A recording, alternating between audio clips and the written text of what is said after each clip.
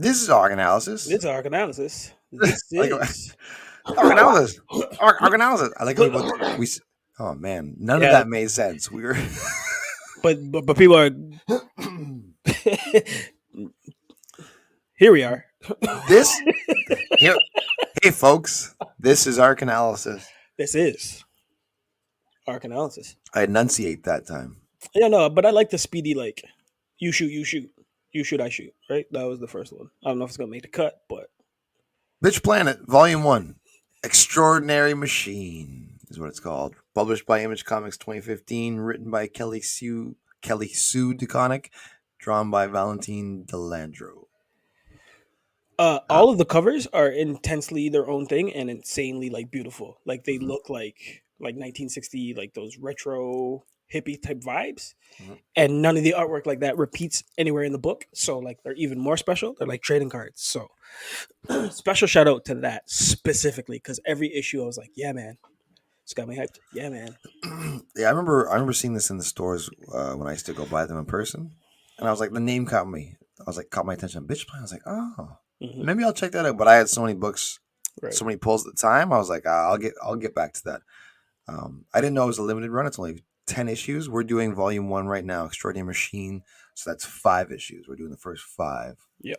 Um, and the story is cool. It's interesting. It's a man's world, and there's a whole planet where they usher women away who do not comply to the world's law and order. One woman, Kamau, did I say that right? Kamau is tasked with forming a team of inmates to participate in a sporting event against men's teams for like entertainment, and it's all fueled by the need for engagement and viewership responses. That's basically the gist of it for the beginning. Yeah, and there's like cool concepts that you're hoping that they tie in, right? Yeah. Like you have The Rock or The Great Escape kind of thing, where like you're in prison, but then you have like moon planets, right? So if you ever seen Dead Leaves, you got that cool stuff going on there. But then something simple of sports. So we have The Longest Yard, which are also prison movies. So a really easy way to pull people into this world is because all the things we've seen already are very easily uh, translated. It's yeah. So basically, it's a like I said before, it's a prison. It's a world planet that was created just as a prison for women and other things you learn later on. But for women who do not comply, and that's one of the things I will commend the book about is the way um, the dialogue is written. Yeah. Like the passive aggressive, like the chauvinistic, like tones to Overtones. everything. Yeah. Hilarious. Like that's really well done. That's like remember like the newscaster. He keeps calling his newsmate sweetheart. Okay, sweetheart. You Yeah, know, there's like that. All the like president businessmen, like they all have their yeah, like one jokes are like, oh, women doing construction. Ha, ha, ha. yeah, yeah, exactly, yeah. So like the narrative is split between two different sides, right? You're going to see the prison planet, which is way more interesting, and like the characters are more compelling, and then Yep. everything that's going on in I guess Earth, where like they're watching this because they're streaming this out, they're financing it, so they have to talk to different like businesses and dudes are trying to get in, and then uh, there's like stake in it, right? There's certain characters that like I know somebody that's in that prison, so I have to talk about this, and like they roll off of the weird like father and like I guess priest allegory or like Yeah, Father Josephson. Yeah. hierarchy, right? And that's weird. But there's cool stuff that we were talking about on the prison planet that I feel like they don't utilize as well as they could have, right? Like this book is interesting, but it doesn't for me stick the landings on all the stuff that it starts off getting me excited about or like interested in. Yeah, because the first issue is really cool. Like, they followed. I don't remember the guy's name because he's only in it at the beginning. Remember the guy who's like his wife is missing, and they set it up like he's like Okay. trying to get his wife back. This Right. might be a spoiler, but it's all in the first issue, so whatever. But Yeah, he's trying to get it. He's go trying to get ahead. his wife back from the planet. She's like, oh. Then they keep They keep cutting between His him perspective talking. and yeah, Yeah, and her. him talking to like I guess some sort of a representative for Bitch Planet, which is Yeah. actually called the Auxiliary Compliance Outpost, which is a That's right. hilarious name. But it's he's trying to get his wife out of there, or so it seems. And they show his wife, and they're just like, I don't belong here. I don't. And he's like, she doesn't belong Belong there. there. Yeah. And then it turns out it's a mix up with some names, and he's trying to get his mistress back, and he just kind of like leaves his wife there, like his young for his younger. I was like, Yeah. that's clever. The way Yeah. that twisted, I was like, that's clever. And I thought the book was going to be a lot of that. Tone and like Yeah. say not satirizing, just like making overt fun of like how this patriarch in this world is operating it. And again, you're right, it's super interesting, but she kind of takes her foot off that gas as we go through the prison planet, and there's different ways of like it's just a normal jail system, except they have this cool room that you can throw a prisoner in, and they're surrounded by screens, and It's they like have a to talk to danger room, kind of. yeah, like they have to talk to like an AI, whoever the AI lady is throughout the comic. But like a room where they scan you and like understand your brain, your deepest darkest fears, and they don't really play that up because it's supposed to be a room that like they learn their lesson or they get punished in, but they Mhm. don't do that in this book, right? Like they don't cross that line. They don't make you identify with the prisoners and like the torture that they're going through. And like those are one of the things that burn you because you see that AI chick constantly, right? And she could have been played up as like a major character depending on where they're trying to go with it. But she wasn't, right? And it's like, it's so the idea of it was really, I love the world. The world's really cool, and the plot that this is going on, it ends on a cliffhanger. And the first five do. So we won't talk about anything afterwards because we haven't read those yet. But the first five, it's like it ends on a cliffhanger, and they're building up to this thing. And you said before we were recording, it's kind of like there's like a longest yard type vibe Yeah, here, and it's true. It's like a bunch of prisoners get together and they form a team to fight right, to play this league. And their first game against the guards is like a shit show. Like just the guards are breaking rules and doing anything, and then they just are smoking people. But right, the only character we actually get any backstory for is Penny. She has a right. one issue to herself, which is a really good issue. Yeah, But at the end of it, it's it's hard to describe because like Penny's a big girl, right? She's big and mm, tall and buff and chunky, right? And yeah. She's a linebacker. She's huge. yeah, she's huge. She's huge, and that's what they did. That's why they want on the team Right, so that she can protect or defend the smaller girls. And they have a story about how she like where she started from and how she got sent to Bitch Planet, and then like the AI thing, right? They're like, oh, who's your hmm perfect yeah, like what's oh, your perfect image? And it's like it's right, her. Like she sees herself now, and the guy's like, oh, and I understand.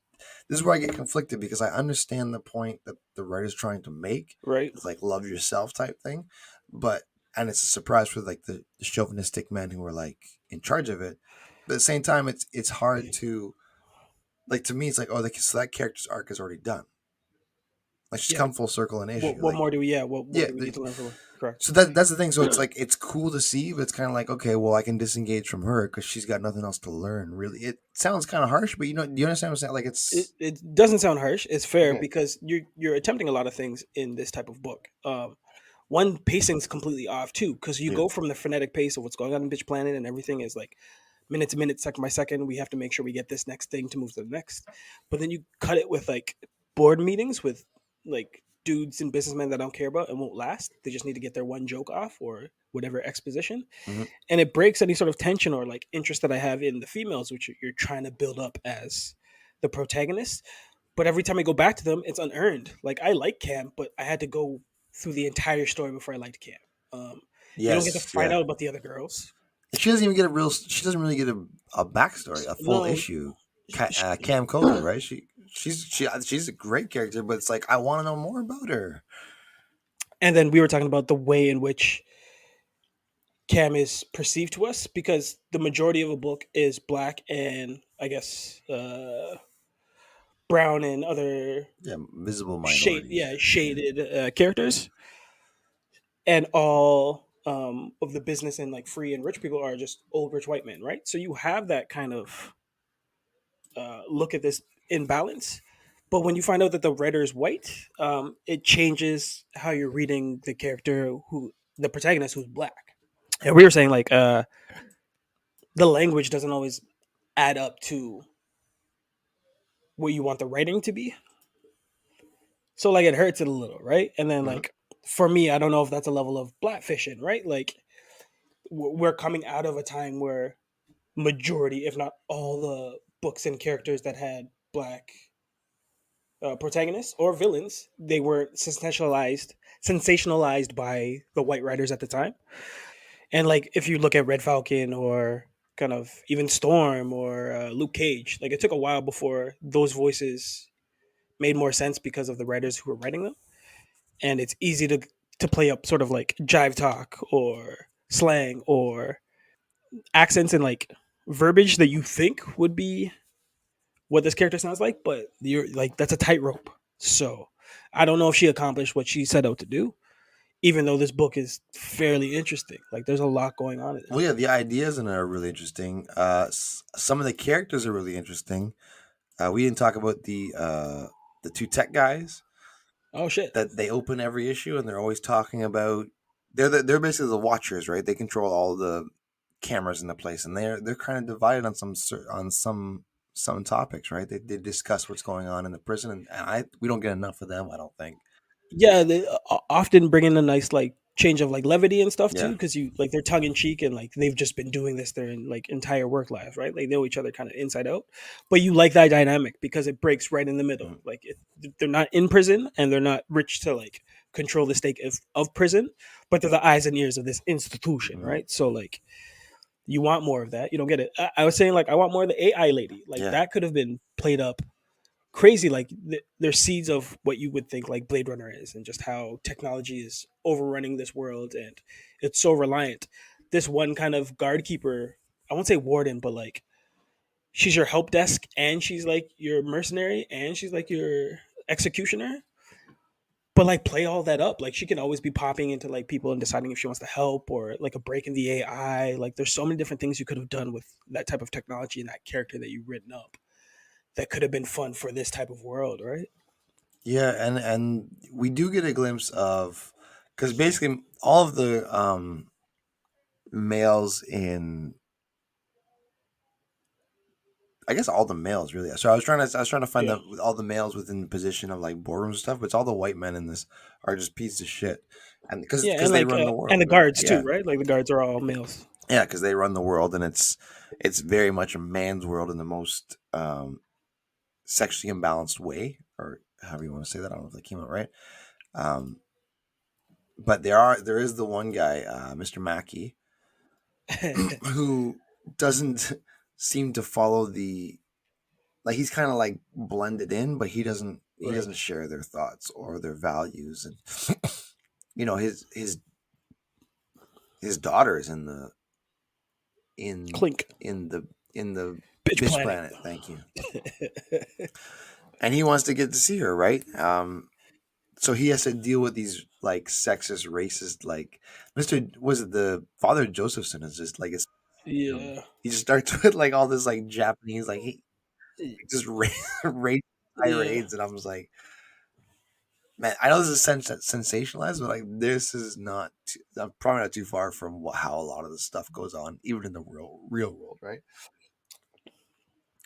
But it was cool to see how he's his own.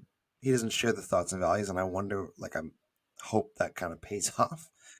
In the second half, Yeah, yeah, you want to see that this kind of the come on. cliffhanger, right? We're not gonna say what that is, but it's just like, oh, But like, and that's kind of the thing that they undersold too. Like, how do I talk about without talking about it? Like, there's assemblings, right? And like her, like that's a perfect way to go around and buy into these characters because if Cam needs these specific characters for this one game, you get to do a snapshot on their life, right? Like what brought them here, and like those aren't utilized. only So only get Penny. And how are they also? There's only, sorry to cut you, but there's only like 5 more issues after this. It's like, how are they? Where are they gonna go with the games after this? You know what I mean? yeah. It's like that's, I don't know. And they made it like the game's a big thing. Mhm. Like they like basically blackmailed Cam into playing this game and being the captain to it. She had no like she already knew like the writing's on the wall. Like we can't win this. Like this is a male dominated game. And again, those stakes too, right? Like you felt like they're building to this sport, what is going to be like this big kind of coliseum or like tech watcher kind of thing, but it's like on their practice field. Yeah. Well, that's Like nobody gives a shit about no, it. exactly. That's why it's like a warm up game, right? And that's why they're bringing Mr. Yeah, Mackey in, because they want him to build a new like arena for, yeah, stadium. Yeah, stadium for the games. But yeah. I'm like, all this is gonna happen in 5 issues. I'm like, oh, And okay. but again, that's the danger of the comic. That's an interesting idea, Mhm. but you've already interested. introduced like 6 other ideas that we're trying to follow and Yeah. hope that pay off in the next 5 issues. Like you can't wrap up all these things. If you decide to go on like 3 of these and run it out, man, what this book could have been. Yeah. So I don't know. We'll see. Like,